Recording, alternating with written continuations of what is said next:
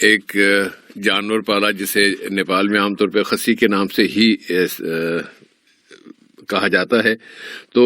اس جانور کو کہتے ہیں کہ کتے نے کاٹ لیا تھا، اور کتے کے کاٹنے کے بعد وہ ٹھیک تو ہو گیا ہے، لیکن شک ہے کہ کہیں پتہ نہیں اب اس کے اثرات کہیں باقی نہ ہوں کتے کے، اور وہ اس کے جراثیم موجود ہوں، تو کیا اس سے ایسے جانور کی قربانی کی جا سکتی ہے؟ وہ ٹھیک ہو چکا ہے۔ اس سے جب ہم احادیث پر غور کرتے ہیں تو یہ بات واضح ہوتی ہے کہ پیارے نبی صلی اللہ علیہ وسلم نے جب کبھی قربانی کی، آپ نے خوبصورت جانوروں کو پسند کیا، خوبصورت جانوروں کی قربانی آپ نے پیش کی، لیکن ہر ایک کو ہر دفعہ خوبصورت جانور میسر ہونا ضروری نہیں، اسی لیے جو جانور میسر ہو اس کی قربانی کریں، لیکن وہ جانور جو بظاہر دیکھنے میں کوئی عیب وغیرہ ان کے اندر نہ پایا جائے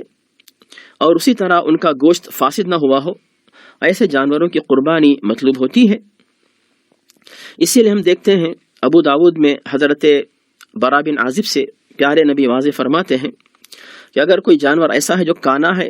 جو کھلے طور پر اس کے کان کی خرابی، اس کی آنکھ کی خرابی واضح ہوتی ہے، یا پھر کوئی مریض ہے اور کھلے طور پر اس کا مرض جو ہے وہ واضح ہو رہا ہے، یا پھر کوئی جانور لنگڑتے ہوئے چل رہا ہے، یا پھر کوئی دبلا پتلا جانور جس کے اندر جو ہے گوشت ہی نہیں، ایسے جانوروں کی قربانی نہ کی جائے۔ اور امام نووی رحمہ اللہ یہ فرماتے ہیں کہ اس بارے میں دو چیزوں کا خیال رکھا جائے، بظاہر وہ جانور عیب دار نہ ہو، اور جو جانور عیب دار ہے قربانی کے لیے تو قابل نہیں، لیکن گوشت کے لیے تو اسے ذبح کیا جا سکتا ہے۔ لیکن دوسرے نمبر پر اگر کسی جانور کا گوشت اگر فاسد ہو، خراب ہو چکا ہو، ایسے جانور کو نہ تو قربانی میں استعمال کیا جا سکتا ہے، نہ گوشت کے لیے استعمال کیا جا سکتا ہے۔ لیکن صاحب فی نفسی ہی، کیا اگر کسی جانور کو اگر کسی بھیڑیے نے، کتے نے اگر کاٹ لیا، اس کے بعد اسے ہم قربانی کے طور پر استعمال کرنا چاہیں تو کیا اس کی اجازت ہے کہ نہیں؟ اس کے بارے میں ہم ایک حدیث پاتے ہیں دلیل کے طور پر، اور اسے پیش کیا اسلام ویب کے علماء نے، کہ اس روایت کے بارے میں علماء کی تحقیق یہ ہے کہ ترمذی میں ابن ماجہ میں ابو سعید خدری رضی اللہ عنہ فرماتے ہیں کہ ایک دفعہ ایک جانور کو، یعنی قربانی کے جانور کو جو ہے ایک بھیڑیا نے یا تو کان کو کاٹ لیا تھا یا پھر ران کو کاٹ لیا تھا، یا دونوں جگہ کاٹ لیا تھا۔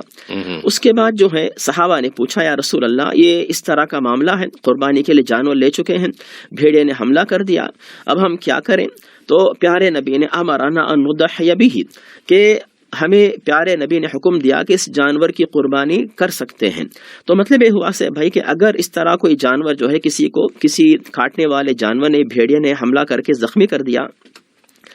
اس کا علاج ہو چکا ہے، تو پھر اس جانور کی قربانی جائز ہے۔ مگر آپ نے شروع میں صاحب بھائی ایک اہم بات کی طرف اشارہ کر دیا، وہ یہ ہے کہ ایک تو یعنی قربانی کا جائز ہونا الگ ہے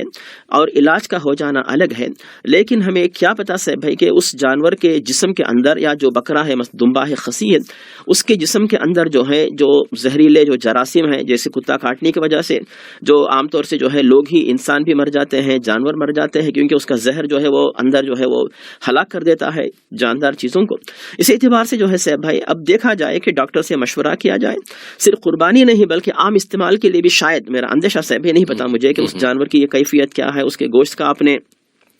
اس کے گوشت کے بارے میں آپ نے ٹیسٹ کروایا کہ نہیں ڈاکٹر کے پاس جا کر، جیسے مثال کے طور پر اس کا بلڈ لیا جائے اور اس کا جو ہے یورین لیا جائے مثلا، تو اس کے بعد جو ہے اگر آپ کو 100% یقین و اطمینان ہے کہ ہاں اس جانور کے اندر جو ہے اس کے گوشت میں کوئی خرابی نہیں ہے، تو پھر بے شک جو آپ اس جانور کو قربانی کے طور پہ استعمال کر سکتے ہیں، کوئی حرج نہیں۔ جیسا کہ بھی ہم نے ایک حدیث جو پیش کی جو ابن ماجہ میں ابو سعید خدری سے مروی ہے کہ پیارے نبی نے ایسے جانور کی قربانی کی اجازت دی ہے۔